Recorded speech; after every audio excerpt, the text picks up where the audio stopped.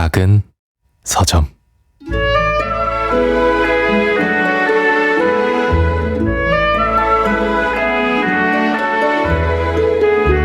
우리 유진의 초특급 갑부 이광두, 미화 2천만 달러를 들여 러시아 우주선 소유스호를 타고 우주여행을 할 정도로 기상천외한 인물이다.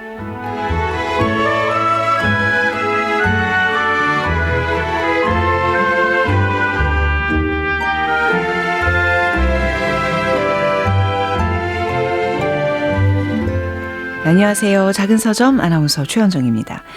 오늘은 위화의 장편소설 형제의 첫 문장으로 문을 열었습니다. 이광두는 부모의 재혼으로 성격이 전혀 다른 의붓 형제가 생깁니다. 두 형제는 서로 의지하며 지내지만 어떤 일을 계기로 인연을 끊게 되는데요. 자, 자세한 이야기 오늘 최민석의 불타는 문학에서 살펴보고요. 먼저 작은 서점 지기들이 골라온 오늘 이 책부터 만나보겠습니다.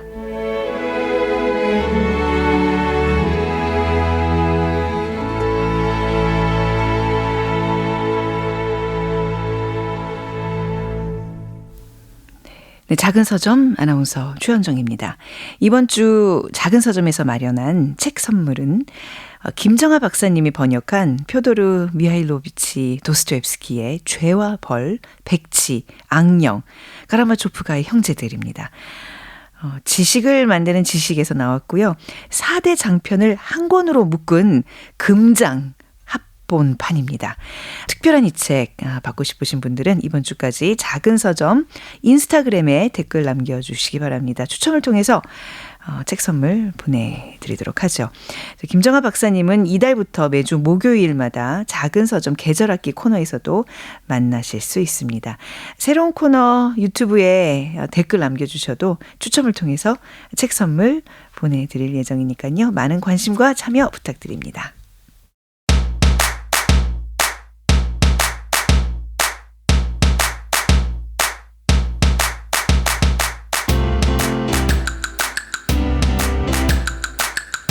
어떤 책을 읽을지 고민 중이신가요? 작은 서점 지기들이 고른 아주 특별한 책을 소개해드립니다. 오늘 이 책.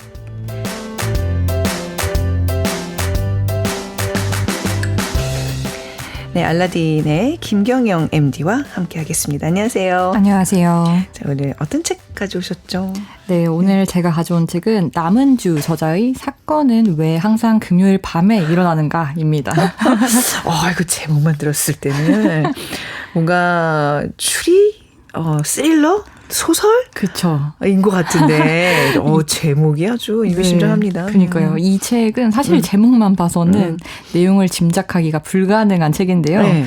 방금 범죄소설, 추리소설 같다고 말씀하셨지만 사실은 독일 이민자인 저자가 이민자로서 독일에서 살아가면서 보고 느낀 것에 대해서 쓴 책입니다. 아, 독일 이민자세요? 저자분이요? 네. 근데 조금 특이한 것이 이분이 이민을 간 것이 50살, 50살 때의 일이에요. 우리나라 저자시군요. 네. 나이가 꽤나 있는 상태에서 50에 네. 이민을 갔다. 그것도 조금 독특하게 독일로? 그렇죠. 이분이 원래 한겨레 신문사의 기자셨어요. 네. 무려 18년간 기자 생활을 했고요. 완전 베테랑이죠. 주간지 한겨레 21의 문화팀장도 하고 한겨레 있을 때는 데스크로 일을 하셨대요. 굉장한 베테랑 기자신데 특파원 같은 걸로 가는 계기가 있었나요?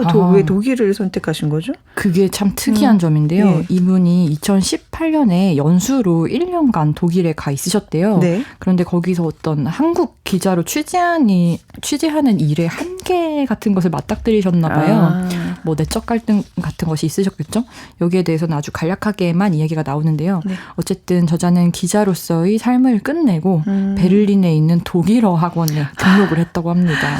기자의 신분으로 이민자가 된 건 아니고요. 네, 아니죠. 기자를 그만뒀으니까 직업이 없이 자유인의 상태로 독일에 계셨던 거예요. 야, 근데 이거 굉장한 모험이에요. 20년 가까이 직장 생활을 하다가 그럼 이제 보통 그러면 이제 내 인생 이막을 위해서 다른 직업으로 이직을 하거나 이러는데 그냥 회사를 관둔다. 그리고 또 독일에 가서 뭔가 또 새로운 모험을 한다. 어마어마한 일인데요. 그렇죠. 네, 용기가 네, 굉장히 저희 감정이입이 많이 되고 있어요. 네, 네, 용기가 네. 진짜 대단하시잖아요. 네. 그러면 어학원을 다니면서 다른 직업을 찾으셨나요? 이게 원래는 도서관에서 일을 하고 싶으셨다고 해요. 그런데 외국인 신분으로 일자리 구하는 게 쉬운 일이 아니잖아요. 네. 이분이 여기저기 도서관에 오퍼를 넣어봤지만 안 됐어요. 알고 보니까 조건들이 사실상 뭐 불가능한 상태였대요. 네. 그래서 도서관 사설을 포기하고 피난자 지원 기관에 지원을 해본 거예요. 네, 피난자 지원기관 그곳에서 취업이 됐어요? 근데 그것도 안 됐어요. 이 구직 과정에서 만난 직업 소개서 이 상담사분이 네. 이 남은주 저자에게 이대로는 일자리도 얻기 어려울 것 같고 또 체류 허가가 나올 것 같지가 않으니 네. 다른 분야로 취업을 도전하거나 아니면 이 피난자 지원 쪽으로 일을 하고 싶으면 대학을 가는 것이 좋겠다라고 이제 조언을 해준 거예요. 공부부터 좀 다시 하라는 거군요. 네. 그래서 어떻게 했겠습니까? 결국 대학을 다시 들어갑니다. 50세. 나이 50에 50에 대학 다니는 게 이게 쉬운 일이 아니잖아요. 그러니까요. 네. 이분이 근데 딸이랑 같이 독일로 가신 거였는데요. 대학을 들어갈 때 딸이 중3이었대요. 네. 그러니까 중3 딸과 50세 대학생 엄마가 같이 공부를 한 셈이죠. 아, 이거 좀 시작부터 굉장히 답답하고 막막하고 그런데요. 참 만막하죠. 네네. 근데 대학에서의 생활이 정말 쉽지 않더라고요. 네. 이분이 언어의 장벽 때문에 고생을 엄청 많이 해요. 독일의 수업 문화가 토론으로 몇 시간을 보내고 날밤을 새고 이런 문화래요. 네. 그런데 언어가 원활히 되지 않고 독일 사회에도 익숙하지 않으니까 발표를 할 때 교수가 쓴 소리를 하면 바로바로 반박이 안 되는 거예요. 네.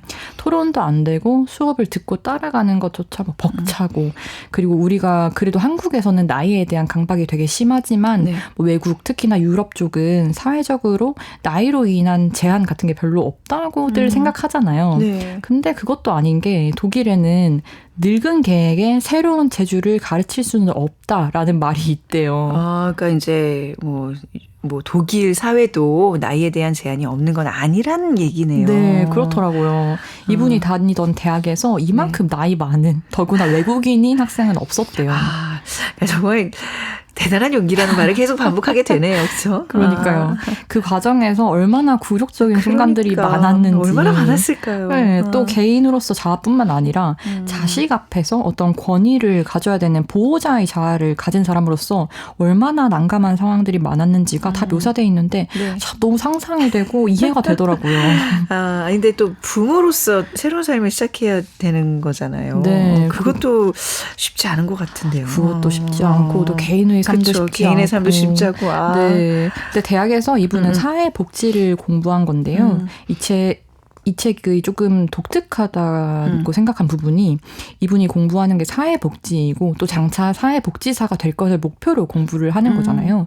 근데 이분은 본인이 이민자로서 복지의 대상이기도 해요. 네. 그러니까 생활 속에서 맞닥뜨리는 이민자로서의 차별 같은 것을 겪어가는 동시에 네. 이런 것에 대해 사회복지 차원에서 자신이 스스로 공부를 하기도 하는 거죠. 네.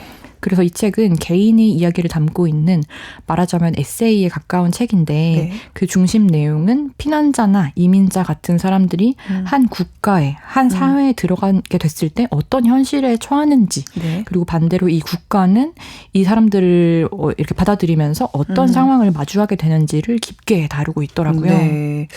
그러니까 이제 정리하자면 이 책은 형식적으로는 에세이인데 이분이 이민자인 동시에 피난민에 대한 사회복지를 공부하는 분이니까 이제 그런 얘기들이 계속 풀어져 나오는 거군요. 맞습니다.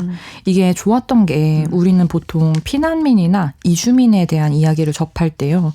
생각해보면 숫자나 아니면 어떤 단편적이고 평면적인 사건을 위주로만 듣게 되는 게 대부분이거든요. 네. 숫자라 하면 뭐 어딘가에서 밀항으로 작은 보트에 엄청 많은 인원이 타고 들어오다가 배가 뒤집어져서 모두 사망했다. 근데 그게 사망자가 총 몇 명 이런 정보요. 또는 어떤 폭행 사건, 살인 사건이 났는데 알고 보니 가해자가 피난민이었다. 이런 네. 기사들을 많이 보잖아요. 네. 언론이 집중하는 건 그런 자극적인 정보들이니까요. 그런데 이분이 독일 사회에서 이민자 신분으로 살면서 겪은 것들 그리고 피난자 센터에서 일하면서 실제로 보고 들은 사람들의 구체적인 삶의 이야기 이런 것들이 책에 많이 나와요. 네. 이걸 듣다 보면 이민자를 이 사회가 어떻게 대해야 하는지 피난자를 또 어떻게 받아들여야 하는지에 대해서 고민을 하게 되더라고요. 네, 피난자들의 어떤 구체적인 구체적인 삶의 이야기들이 네. 많이 나올 것 같은데 구체적인 얘기 좀 들어볼까요? 네. 이분이 대학을 다니다가 이제 실습을 나가요. 네. 어디로 가냐면 피난자 공동 숙소로 갑니다. 피난자 공동 숙소라는 곳이 또 있나 보죠. 네. 이게 각 국가에서 떠나온 피난자들이 독일에 와서 피난 신청을 하면 네. 심사 기간이 6주에서 6개월 정도가 걸린대요. 그동안 1차 수용시설인 도착센터에서 머물게 됩니다. 여기서 이제 피난 신청이 거부되면 돌려보내지고요. 인증을 받은 피난자들은 원하는 곳에 살 수 있지만 이 낯선 땅에 살 수 있는 집이 있는 사람은 거의 없겠죠. 네. 그런 사람들은 이제 2차, 3차 피난자 공동 숙소로 갈 수 있대요. 남은주 저자가 실습한 곳은 2차 숙소였는데요. 이분들은 이제 피난민으로 받아들여졌으니까 독일 사회에서 적응할 수 있도록 국가가 네. 도와야 하잖아요. 네. 그래서 사회복지사가 할 일이 가장 많은 곳이기도 하대요.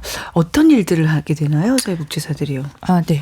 뭐 이민청과 이 피난민들의 소통을 돕고 학습 과정에 뭐 등록을 해주고 네. 보험카드 신청, 생계수당, 실업수당 신청 뭐 이런 한 국가에서 개인이 자리 잡고 살기 위해 필요한 모든 행정 업무들을 돕는 건가 봐요. 네. 그뿐만이 아니라 피난자에 대한 뭐 벌금, 체포, 구급자 호출 등등의 돌발 상황이 벌어졌을 때 이에 대한 대응을 하고 돕는 일을 하더라고요. 굉장히 실질적인 일들을 네. 돕는 중요한 일들을 하고 계시네요. 네, 그렇더라고요. 여기서 이제 실습을 한 건데 네. 여기가 사람들이 잠시 찾아와서 민원만 해결하고 가는 그런 곳이 아니라 네. 24시간 사는 숙소잖아요. 네. 그러니까 여기저기 다른 국가에서 온 사람들이 다 모여서 임시로 사는 곳인데 다들 언어도 안 통하고 앞으로 어디서 살 수 있을지도 알 수 없고 또 그런 특수한 곳이니까 별별 일이 다 있어요. 근데 저자 또한 독일 사회를 속속들이 알고 아무 문제 없이 소통이 되는 사람이 아니잖아요. 이민자니까. 네. 그러다 보니까 좌충우돌, 실수도 많이 하고 잘 해보려다가 오히려 사고도 치고 그 와중에 또 너무 안 좋은 상황에 있는 사람들을 보기도 하고 그런 얘기들이 또 재밌기도 하고 굉장히 낯설기도 하더라고요. 약간 뭐 르포 형식으로 우리가 네. 이런 것들 접하긴 했지만 이건 정말 그 삶 속에 확 들어가서 하는 얘기들이니까 네. 어디서 흔히 듣지 못한 이야기들이 막 나올 것 같아요. 네, 맞아요. 그런데 그런 일상적인 얘기들 사이에 저자가 공부한 피난자의 실상 얘기들이 막 섞여서 나오거든요. 네, 네. 하나하나 너무 좀 소름이 돋을 만큼 잔인한 현실에 대한 이야기였는데요. 그중 하나만 말씀드려보자면 나는 그 이상이야 라는 책에 나온 이야기를 저자가 읽은 것입니다. 카데르라는 15살 소년이 학교 앞에서 반군에 끌려갔어요. 네. 반군이 되지 않겠다고 하면 사형을 당한대요. 이 친구는 지하 감옥에 갇혀 있다가 탈출을 해서 집으로 갔는데 이제 반군에게 잡히지 않으려면 집을 떠나야만 하는 거예요. 예. 그래서 에티오피아 국경 근처에서 한 탈출 행렬에 낍니다. 근데 이 탈출 행렬이 사하라 사막을 지나는 행렬인 거예요. 이건 목숨을 건 일인데요. 40일 동안 사막을 걷는데 물통을 딱 하나 가지고 가는 거예요.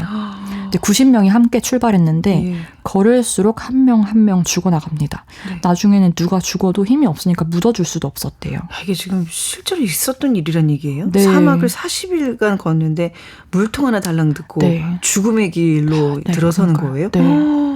네. 이게 수단에 도착했을 때 90명 중에 30명만 살아남아 있었대요. 네. 근데 이제 그 죽음을 뚫고 살아남은 사람들이 마주한 거는 인신매매 조직이었어요. 아직도 우리 지구 어느 곳에는 이런 끔찍한 네. 일들이 벌어지고 있다는 얘기예요. 맞습니다. 근데 이 사람들은 커다란 트럭에 태워졌어요. 네. 근데 이미 지칠 대로 지친 사람들이잖아요. 일단 트럭 안에서 뭐 인신매매 조직에 납치가 됐지만 너무 목이 말라서 거기에 있던 석유 냄새가 나는 물을 마셨는데 이 물을 마시는 사람들은 아프거나 다 죽었습니다. 네. 죽은 사람들은 트럭 밖으로 던져졌고요. 카데르는 다행히도 정말 다행히도 캐나다에서 일하던 이모가 이 조직에게 빚을 내서 몸값을 지불했고 그래서 살아남았습니다. 인간적으로 참 참을 수 없는 또 듣기에도 너무나 어이가 없는 끔찍한 얘기들이네요. 그러니까요. 네. 피난자들이 다 제각기 이런 끔찍한 기억을 가진 야. 그리고 죽음의 과정들을 네. 지나쳐 살아온 생존자들인 거예요. 조사한 바에 따르면 최근 10년 동안 실종 신고가 된 피난자 수가 7만 5천 명인데 그중 절반가량인 3만 2천 명이 지중해를 건너다가 실종됐대요. 네. 그런데 또 유럽에서는 구그의 목소리가 또 거세지고 있으니까 이민자들이 계속 뭐 쏟아져 들어오는 걸 막아라. 이 피난자들이 들어오는 루트를 더 막아라. 뭐 이런 목소리가 커지고 있고 그렇지만 본국을 떠나지 않으면 살 수 없는 사람들은 이 루트가 막히니까 더 위험한 루트로 목숨을 걸고 탈출을 시도하고 그래서 지중해에서는 더 많은 사람들이 계속 죽게 되는 악순환의 구조가 계속 형성되더라고요. 모독에 맞고 루트가 막혔으니 더 위험한 시도를 계속 하게 되는 거잖아요. 그 결과 또 안타까운 죽음이 많아지는 슬픈 얘기죠. 네. 그런데 그런 죽음의 높은 확률을 이기고 살아남아도 그러니까 난민 인정을 받아도 지금 전 세계적으로 높아지는 피난자에 대한 혐오가 이 사람들을 새로운 땅에서도 제대로 살 수 없게 만드는 거죠.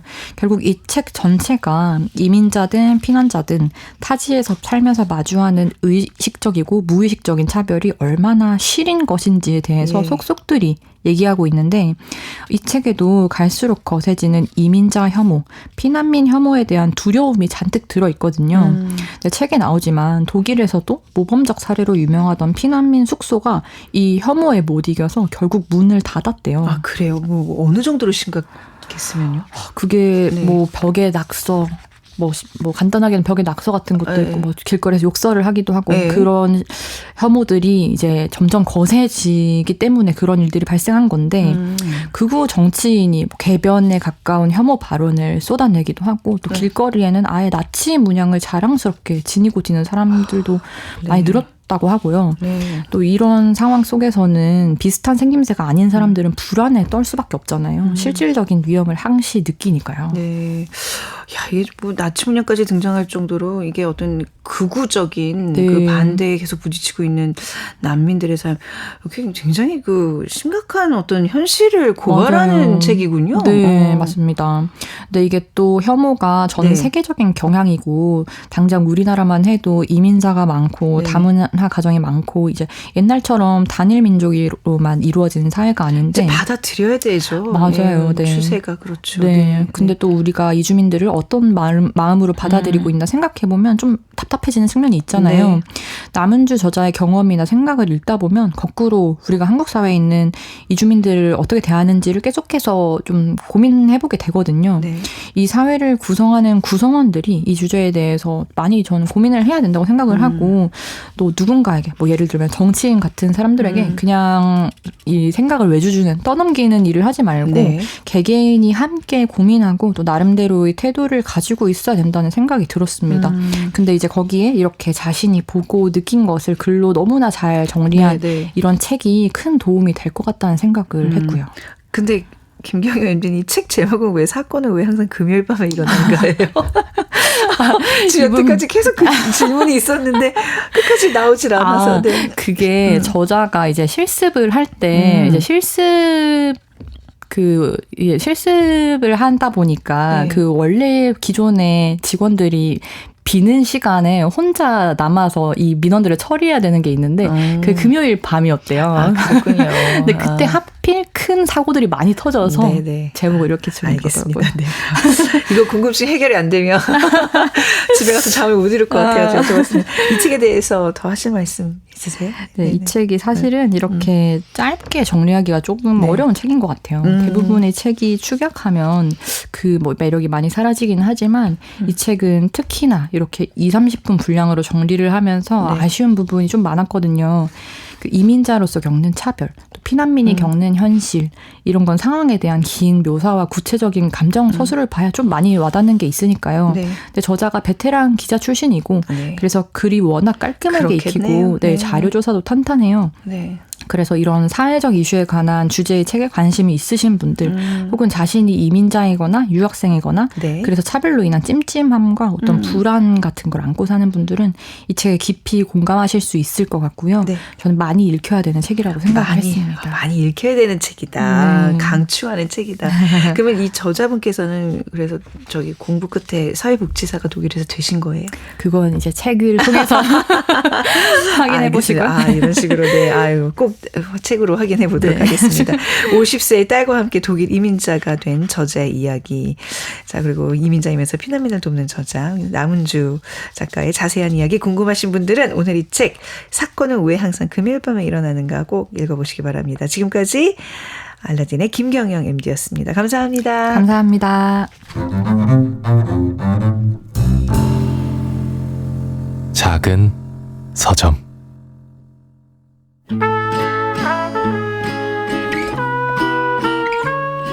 작은 서점. 월요일부터 금요일 밤 11시에 방송되고요. 토요일 저녁 5시 5분, 일요일 오전 11시 5분에 재방송으로 만나실 수 있습니다. 짧은 문자 50원, 긴 문자 100원이 드는 문자번호 샵 9730으로 의견과 후기 남겨주세요. 인스타그램에서 작은 서점 검색하시면 다양한 방송 정보를 만나보실 수 있고요. 청취자 선물 이벤트에도 참여하실 수 있습니다.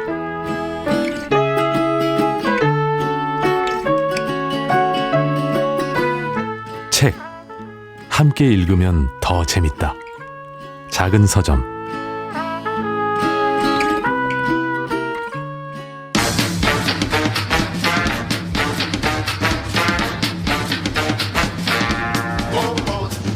최민석의 불타는 문학.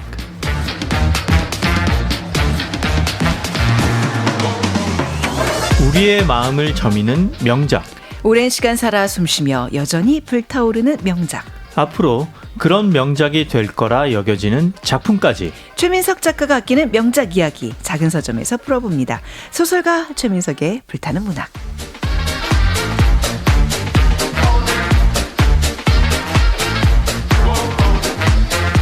네, 최민석의 불타는 문학 소설가 최민석 작가와 함께하겠습니다. 어서 오세요. 네, 안녕하세요. 최민석입니다. 네. 왜 머뭇거리세요? 아니, 너무 반가워가지고 오늘 시원하게 청량한 하늘색 옷으로 입고 오시고 머리도 단정하게 이발하시고 설렜어요. 그래서 부끄럽습니다. 말도 더듬더듬 나오고 있습니다. 네. 아니 오늘 매주 또 보면서 또 책 소개가 네. 오늘 또 이 대작가의 작품이라니 어찌 설레지 않을 수 있겠습니까? 그런 네, 차원에선 네. 저도 네.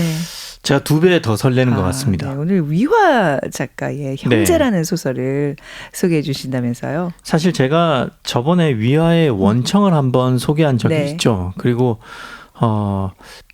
사반세기 특집을 할 때도 원청을 다시 한번 언급을 하면서 그때 그런 얘기를 한 기억이 나요. 원청은 작품성이나 예술성의 측면에서 보자면 위화의 작품 중에서 가장 뛰어난 작품이지만 개인적으로 제가 제일 좋아하는 작품은 아니다. 맞아요. 그때 그러셨어요. 네, 제가 제일 좋아하는 작품은 오히려 좀 중국에서 출간 당시에 비판을 좀 혹독한 비판을 받았던 네. 형제다. 아, 그게 이거였군요. 형제가 저에게는 훨씬 더 재밌고 네. 좀 더 위화다운 그 위화의 장기가 잘 드러난 작품이다. 네. 그래서 형제를 좋아하기 때문에 그런 얘기만 하면 좀 못하니까 그때 약간 약속 비슷하게 얘기했던 것 같아요. 언젠가 기회가 한번 되면 네. 위화의 형제를 한번 꼭 소개하겠다. 그래서 또 너무 오랫동안 안 지키면 약속이 아니잖아요. 저 솔직히 말하면 다 잊고 있었는데 네, 맞다 하면서 그때 그랬지. 저 혼자 기억하고 있었는데 네. 그래서 지키려고 오늘 훌륭하십니다. 위화의 형제를 준비해 왔습니다. 한번 내뱉은 약속은 끝까지 지킨다. 이게 바로 우리 소설가 최민석 작가님의 큰 장점입니다. 멋지십니다. 이거 뭐 또 제 입으로 말하기 못한 걸 또 옆에서 잘 정리해 주시니 감사할 따름이네요. 이것도 근데 꽤 좀 두꺼운 소설 아니었나요? 두꺼워요. 그 제일 처음에 나올 때는 출판사에서 3권으로 냈었고요. 아이고, 네. 그 후에는 이제 다른 판본으로 낼 때는 2권짜리로 냈거든요. 네. 약간 기본적으로 뭐 한 권 정도의 분량은 절대 아니고요. 네. 예, 적어도 2-3권. 그러니까 이런 긴 훌륭한 작품을 이런 데서 소개해 주시는 게 얼마나 고마운지 몰라요. 우리에게는 엄청난 시간 절약도 되고 사실 또 우리가 이렇게 선뜻 책을 못 펼치는 그런 소설들을 이렇게 좀 안내해주면 좀 술술 익히잖아요, 아무래도. 근데 이른바 이제 그 벽돌책이라고 그러니까요. 불리는 작품들인데 그런데 이거는 정말 읽어보셔야 됩니다. 알겠습니다. 오늘 듣고 이대로 끝내면 이 소설의 그 매력을 100분의 1도 맛보지 못하시는 겁니다. 그러니까 오늘은 읽어보시라고 제가 소개하는 좋습니다. 겁니다. 네. 원청도 이제 뭐 저희와 함께 이렇게 이제 들으시면서 시작하신 분들 또 끝내신 분들도 있겠지만 또 형제까지 한번 이어서 가보도록 하겠습니다. 작품 속으로 들어가 보죠. 네, 이 소설은 이제 제목처럼 형제가 주인공입니다. 형제가 2명인데 한 명의 이름은 이광두, 다른 한 명의 이름은 송강인데 굳이 이 둘 중에서 한 명을 주인공으로 골라라. 누가 그렇게 이제 저한테 얘기를 한다면 저는 주인공을 이광두로 꼽을 겁니다. 그만큼 이제 이광두가 중요한 인물인데요. 근데 이 우리의 주인공 이광두는 어디에 내놓고 얘기하기가 좀 부끄러운 인물입니다. 왜 작가님이 부끄러워하세요? 왜 부끄럽죠? 이 독자 일단 입장에서는 부끄러운 거예요, 약간? 독자 입장에서도 그렇고 마을 사람들도 네. 이광두를 좀 부끄러워하고 그래서 사람들이 다 이광두를 보고 그 아비의 그 자식 이렇게 얘기를 합니다. 아니 그 흉볼 때 좀 많이 하는 그 말이잖아요. 그렇게 네. 말하는 이유가 뭔데요? 이 제가 좀 말하기 부끄러운데 이광두가 14살 때 네. 여자 화장실을 훔쳐보다가 걸렸기 때문입니다. 그 범죄입니다. 네. 근데 그 지금 얘기로는 아버지도 뭔가 그런 비슷한 변태적인 그렇죠. 그런 행동을 했다는 그래서 얘기잖아요. 그 아비의 그 자식이라고 네. 하는 건데 아무튼 절대 네. 그 뭐 생각조차 하지 마시고 소설에 나오는 거니까 네. 이제 소개를 하자면 이 이광두의 친아버지 유산봉입니다. 이름이 유산봉인데 네. 유산슬 아니라 유산봉. 유산봉도 그 나쁜 짓을 하다가 여자 화장실을 훔쳐보다가 그만 벌 받았다고 해야 되나요? 네. 그만 그때 똥통에 빠져서 죽었습니다. 그러니까 아버지와 행적이 비슷한 이 이광두를 보고 마을 사람들이 그 아비의 그 자식 이렇게 흉을 본 거죠. 저도 이게 지금 잠깐 소개받는 입장에서도 굉장히 부끄럽네요. 죄송합니다. 작가가 이렇게 썼어요. 네, 그러면 유산봉의 부인인 그 이광두의 엄마 입장에서 이거 진짜 어떻게 얼굴을 들고 다니겠습니까? 너무 부끄럽죠. 예. 네. 그래서 이 엄마가 너무 부끄러워서 큰 결정을 합니다. 잠깐만요. 지금 아버지 이름은 유산봉이잖아요. 아들 이름은 왜 또 이광두인 거예요? 그게 바로 엄마가 한 큰 결정이에요. 그러니까 엄마가 너무나 그 치욕스러워서 이 몹쓸 짓을 하다가 똥통에 빠져 죽은 이 남편의 성을 아들한테 물려줄 수 없다. 이렇게 생각해서 자기 성을 아들한테 붙인 거죠. 그러니까 본인 이름이 이제 그래서 유 씨가 아니라 이가인 겁니다. 이광두. 엄마는 이가였어요. 네, 엄마의 이름은 이란입니다. 이란. 나라 아니고요. 네. 이란. 네. 그 식물. 란. 네. 아무튼 이 똥통에 빠져 죽은 유산봉의 시신을 수습해 준 사람이 있는데요. 그게 누구냐면 같은 마을에 살고 있는 학교 선생 교사 송범평입니다. 송범평은 평범한 사람이 아니에요. 네. 아주 요즘으로 치자면 훈남입니다. 굉장히 성실하고 아주 잘생기고 키 큰 미남인데 안타깝게도 병으로 그 아내가 일찍 죽은 호라비입니다. 상처를 했군요. 잠깐 그럼 또 이란과 송범평 둘 다 이제 배우자가 없으면 어울리는 한 쌍무가 이 둘이 연결이 되나요? 그렇죠. 이런 그 진행자님의 기대를 배반하지 않겠다는 듯이 둘은 만나자마자 이제 썸을 타는데 소설이 3권짜리이지만 나올 사건들이 엄청 많거든요. 그래서 소설 분량 때문에 아주 짧게 썸을 타고 금세 부부가 됩니다.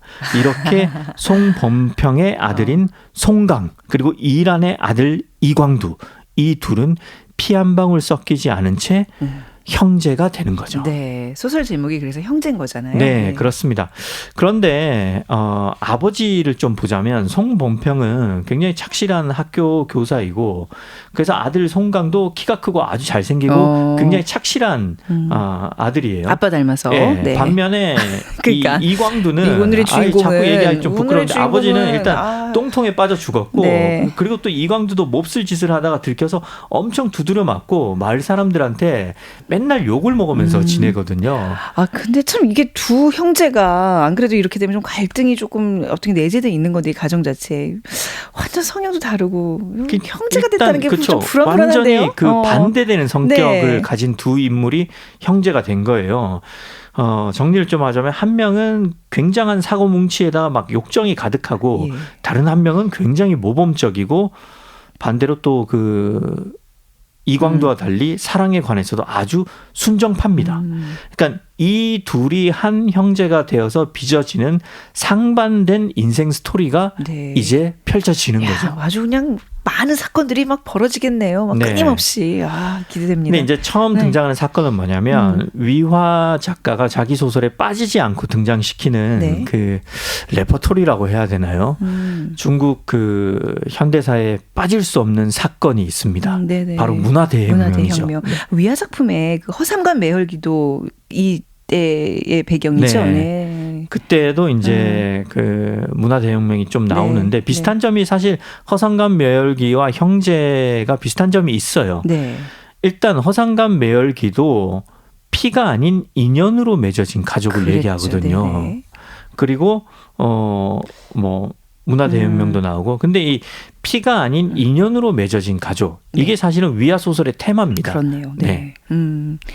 자, 그래서 이제 어떤 일들이 벌어지죠?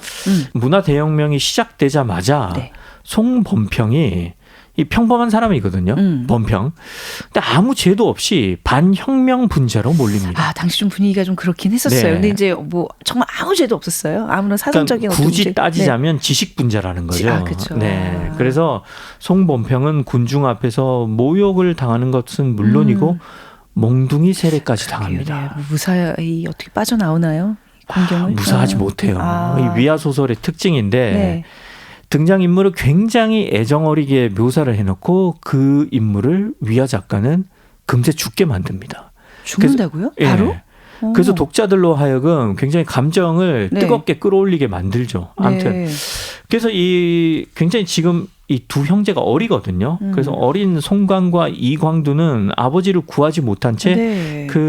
이 아버지가 죽어가는 참혹한 광경을 지켜볼 수밖에 없습니다. 아, 그 위화 소설에는 꼭 이렇게 좀 아픈 중국 현대사가 등장을 하는 것 같아요. 이게 뭔가 네. 부모를 이런 문화 대혁명으로 잃은 그렇죠. 뭐 아이들의 한 같은 게 계속 좀 예. 묘사가 되고. 그러니까 그러는데. 가족의 얘기를 하면서 예. 이렇게 사회의 아픔을 담고 있어서 소설이 단순한 그 재밌는 이야기가 아니라 네. 의미가 있는 서사가 되는 거죠. 야, 근데 재밌는 게 이제 아빠들이 다 죽어버린 거네요. 어찌 보면. 그렇죠. 형제를 네. 책임질 부모는 엄마 이란밖에 남지 않은 거네요. 네. 그런데 위화 작가 너무해요. 여기서 또 문제가 발생합니다. 그렇죠. 이제 세 권이니까 뭔가 채워 나가야죠. 무슨 문제죠?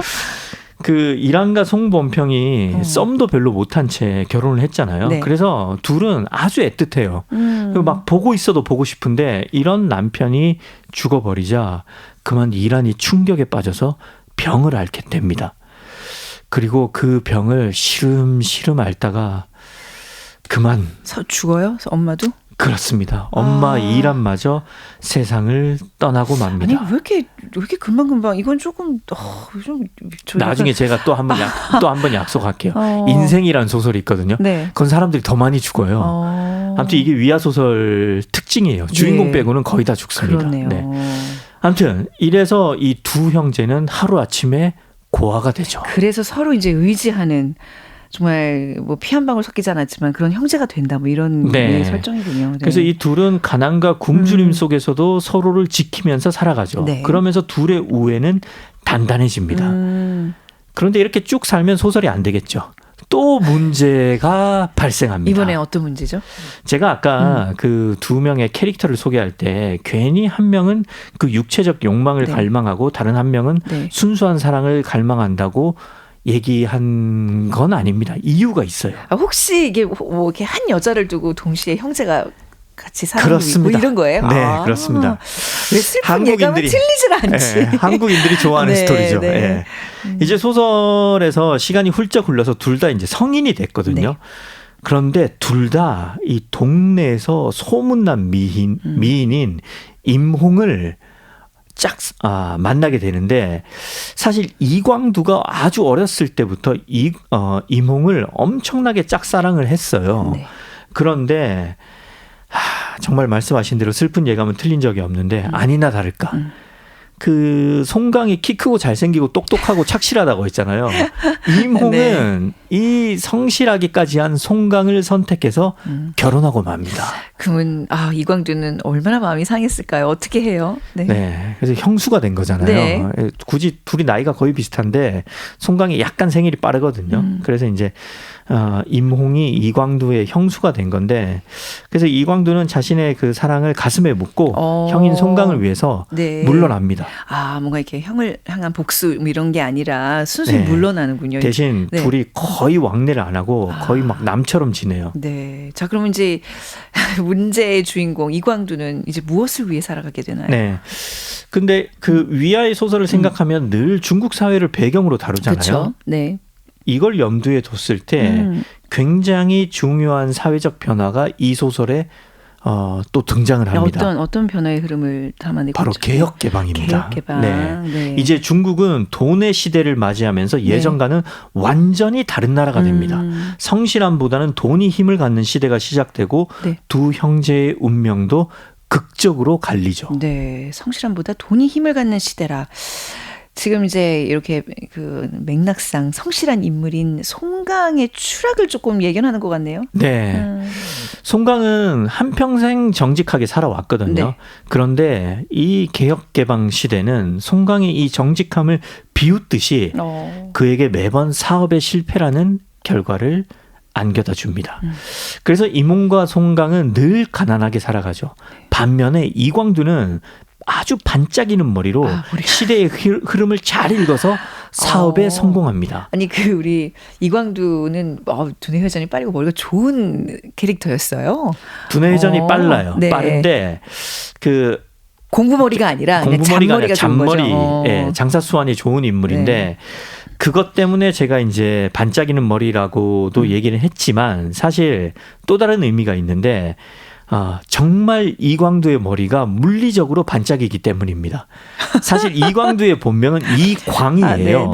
근데 어릴 때부터 엄마가 물리적인 머리. 저놈 머리 깎는 거 돈도 아깝다고 하면서 늘 밑머리로 빡빡 밀었거든요. 늘 삭발을 시켰어요. 그래서 그 다니면 머리가 늘 반짝반짝거렸어요. 햇빛에 빛나서. 그래서 사람들이 본명이 이광인데 저놈 머리 빛난다 해서 머리 두 자를 이름 뒤에 붙여서 그랬군요. 별명이 이광두가 된 건데 그냥 사람들 늘 이광두 하니까 그랬군요. 아무도 본명으로 안 부르고 그냥 별명이 본명처럼 굳어진 겁니다. 네. 그러니까 결국 이제 뭐 머리로 먹고 산다는 걸 작가가 좀 보여주고 싶었던 걸까요? 네, 저도 그렇게 생각을 해요. 네. 아무튼 이광두는 이후 계속 머리를 쓰면서 삽니다. 네. 그리고 비록 잔머리를 쓴다고 했지만 아주 명민하게 움직이거든요. 이때 이제 돈이 없잖아요. 원래 고아 출신이니까 남들이 버린 쓰레기가 있어요. 그 쓰레기를 모아서 그걸 팔면서 소설의 표현에 의하면 이른바 쓰레기 재벌이 됩니다. 재벌 수준까지 간다고요? 네. 쓰레기를 모아서 팔고 하는 과정에서요? 어떻게 이게 재벌이 될 수 있는 사업 구조죠? 그러니까 이게 넉마주인데 이걸로 재벌이 된다는 게 참 소설적인 이야기인데 일단 제일 처음에는 쓰레기 중에서 쓸만한 물건을 찾아서 고쳐서 팔아요. 가전제품 같은 거. 이런 식으로 돈이 좀 모이니까 나중에는 아예 고물 장사를 합니다. 그리고 이후에는 좀 스케일을 키워서 일본에서 일본 사람들이 입다가 버리는 재킷, 양복을 떼와요. 대량으로. 그걸 떼와서 중국에 팝니다. 그러면 중국 사람들은 이거 아주 고급 양복이라면서 그걸 엄청 사 입어요. 그러면서 돈을 아주 많이 벌죠. 야, 이게 뭐 말이 쓰레기 재벌이지만 사실 그냥 재활용 사업을 굉장히 영리하게 펼친 거네요. 이 소설 보면 약간 봉이 김선달 같은 인물로 묘사가 되는데 이렇게 해서 모은 돈으로 나중에 부동산 사업도 하고 뭐 별의별 사업 완전 문어발식으로 확장을 해요. 그래서 재벌이 되는 거죠. 그래서 도시 최고의 부자가 되고 나아가서 중국 제1의 재벌까지는 아니고 중국 제1의 졸부쯤은 됩니다. 야, 그 어린 시절의 그 어떤 행적들에 비춰보면 갑자기 이렇게 돈을 벌어서 재벌이 된다. 근데 이렇게 사실 돈 버는 게 쉬운 일은 아니잖아요. 어렵죠. 엄청난 재능이네요. 그러니까 이게 뭐냐면 또 상징하는 바가 있어요. 위화 작가가 개혁개방 시대에는 정말 이렇게 말도 안 되는 걸로 사람의 운명이 금세 확 바뀌곤 했다. 이걸 보여주려고 좀 과장한 겁니다. 이래서 이광두는 돈이면 무엇이든지 할 수 있다고 믿는 이 시대의 상징이 됩니다. 그렇네요. 그러니까 말 그대로 이제 개혁 개방 시대의 상징적인 인물이 네. 되는 거죠. 그리고 이제 이광두는 자신이 번 돈으로 권력까지 얻게 되자 네. 별의별 이상한 짓을 다 하면서 네. 탐욕을 실현하는 인물이 되어갑니다. 자, 이광두가 이렇게 탐욕을 실현하는 자본가가 됐는데 그 형제 송강은 어떻게 돼요? 이렇게 이광두가 잘 나가는 동안 송강은 시대에 적응하지 못한 채 점점 재정적인 궁지에 물립니다. 예. 생활고와 사업의 실패를 겪으면서 그 인간의 존엄성마저 돈과 맞바꿔야 하는 상황에 내몰리게 되죠. 존엄마저 돈과 맞바꾸게 된다고 뭐 어떤 구체적으로 어떤 상황에 몰리게 좀 되는데? 스토리가 긴데요. 네. 좀 기괴한 스토리긴 하지만 제가 좀 소개를 할 테니 알아서 잘 들어주시기 바랍니다. 일단 송강이 사업을 여러 번 실패하거든요. 네. 그래서 외판원을 시작을 해요. 네. 별의별 걸 다 팝니다. 근데 매번 이것도 실패해요. 네. 그러다 이제 전국을 떠돌면서 일거리를 찾으러 다니는데 어느 날 길을 가다가 그 누군가가 크림을 팔고 있는데 네. 사람들이 엄청 몰려와서 사는 거예요. 그래서 당신이 파는 게 뭡니까? 그러니까 그 사람이 말하기를 저는 여성용 가슴 확대 크림을 팔고 있습니다. 근데 이 말을 하는데 네. 놀랍게도 이 남자의 상체를 보니까 웬만한 부인보다 더 상체가 더 풍만한 거예요. 그 크림의 효과를 본 예. 거예요. 그래서 이 외판원이 너스레를 떨듯이 예. 이 제품이 얼마나 효과가 네. 좋은지 제가 이걸 조금만 발랐는데 제가 이렇게 됐습니다. 완전 그러면서 약장수네요 그냥. 네, 껄껄껄껄 거면서 막 웃어요. 그래서 송강이 그날 밤 네. 여관에 돌아와서 이 깊은 고민을 하죠. 어떤 고민을 해요? 설마 이걸 이 하겠다고? 한평생 송강은 고고하게 살아왔거든요. 네. 약간 이 옛날 얘기 같아요. 그래서 네. 자기도 이 크림을 하나 딱 사놓고 이걸 팔지 안 팔지 고민을 합니다. 이 선비 같은 송강이 예. 이걸 어떻게 팔아요? 그러다 이제 밤이 이제 네. 흐르고 새벽 해가 떠오를 때 현실을 깨닫게 되죠. 목구멍이 포도청이잖아요. 그 아내 이몽한테 돈을 벌겠다고 떠난 지 한참 됐는데 돈을 벌고 돌아가겠다고 했는데 아직도 못 돌아가고 있어요. 돈을 벌기는커녕 빚만 늘고 네. 있거든요. 그래서 송강은 결국 이 크림을 팔기로 하고 사람들 앞에서 시연을 보이죠. 그런데 문제는 자기의 가슴은 그 예전에 만났던 그 남자처럼 커지지가 않는 거예요. 이거 자체가 그냥 사기인데 딱 봐도. 역시 예리하시네요. 네. 저는 읽으면서 왜 안 되지? 이런 크림이 어디 있어요 세상에. 그렇게 생각하고 사람들도 네. 막 이걸 갖고 와서 막 물려달라고 하고 네. 막 원성이 자자합니다. 그래서 송강이 여관방에 돌아가서 또 깊은 고민을 하죠. 어떤 고민에 빠지나요 이번에는요? 깊은 고민을 한 다음에 결론을 얻고 네. 송강은 병원에 갑니다. 네. 그리고 자기 가슴에 실리콘을 넣기로 결정을 하죠. 근데 이거 진짜 위화 작가 작품 맞나요? 네, 정말 그래요. 네. 좀 전개가 황당하죠. 제가 지금 말을 못 듣고 이것도 다 있는 게 의미가 있습니다. 제가 이따 작품 해설 때 말씀드릴게요. 좀 그래요 전개가 왜 그렇죠. 당혹스러워요. 네. 그래서 그 다음에 이제 송강은 그 예전에 네. 자신이 만났던 그 외판원처럼 크림을 아주 불티나게 팔게 되죠. 세상에. 그러다가 이제 크림을 너무 잘 팔게 되니까 일을 너무 열심히 했어요. 막 네. 밤잠도 줄이면서 새벽부터 팔고 막 사람들은 줄 서서 사고 막 이러다가 네. 너무 과로를 해서 과로예요? 네, 또 병을 얻어서 시름시름 앓게 되고 네. 이후에는 아주 비극적인 죽음을 맞게 되죠. 아이고, 수술 부작용은 아니고요. 네, 그건 아니고. 아니지만 네. 요거는 제가 어떻게 죽는지는 좀 남겨두겠습니다. 그래요? 직접 뭐가 또 읽으면서 스토리가 있구나. 네. 궁금해라. 와. 직접 읽으면서 한번 확인해 보시길 야, 바라고 그 네. 송강이 이렇게 하면서 그 인간의 존엄성이 스스로 훼손된다는 네. 걸 많이 느꼈잖아요. 너무 마음이 아픈데요. 이렇게 자괴감을 있구나. 많이 느꼈어요. 네. 지금 이제 다 죽고 이광두만 남은 거잖아요. 그렇습니다. 이광두가 이 인생판에서 위너인가요? 네. 그러면? 위너가 못 돼요. 일단은 이광두는 소설이 흘러갈수록 더 부자가 되거든요. 네. 그런데 세상 누구보다도 부자가 된 이광두는 사실은 자신이 가장 사랑했던 형제 송강을 잃게 되는 거죠. 그제야 이광두는 돈도 성공도 이 모든 것들이 함께 웃고 울었던 그 형제 송강을 대신할 수 없다는 사실을 깨닫죠. 네. 이렇게 소설은 한평생 욕망을 추구해온 이광두에게 남은 거는 곁에 아무도 없는 허무함 뿐이었다. 이걸 알리면서 소설은 끝이 납니다. 자, 이 작품의 어떤 점이 우리 최민석 작가님의 마음을 움직인 건가요? 저는 일단 이 소설이 이상해서 좋아요. 일단 저는 원래 이상한 소설 좋아하는데 약간 그 허풍이 넘치고 이런 그것도 소설 진짜 좋아하잖아요. 제가 좀 네. 짧게 얘기해서 예. 유머를 소개 못했는데 여기 소설에 웃긴 것도 되게 많고요. 예. 정말 이상한데 말이 안 되는 거를 말이 되게끔 써요. 네. 그게 정말 위화의 필력이 아니고선 불가능한 거거든요.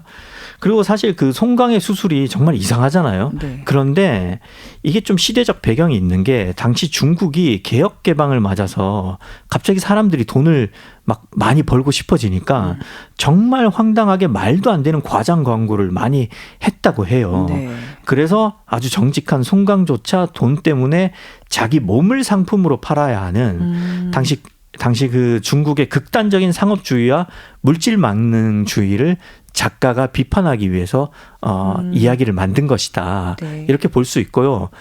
그 이광두가 뭐 이상한 대회를 많이 만들거든요. 네. 거기에도 사람들이 자기 몸을 상품으로 막 내걸어요. 그러니까 이제 돈을 벌었으니까 이제 자기 이름 걸고 뭐 이광두 배 뭐 네, 이렇게 그럼 해가지고 뭐 주최하고 후원하고 뭐 이러면서 자, 이광두 좀 부끄러운 인물이라고 했잖아요. 직접 읽어보십시오.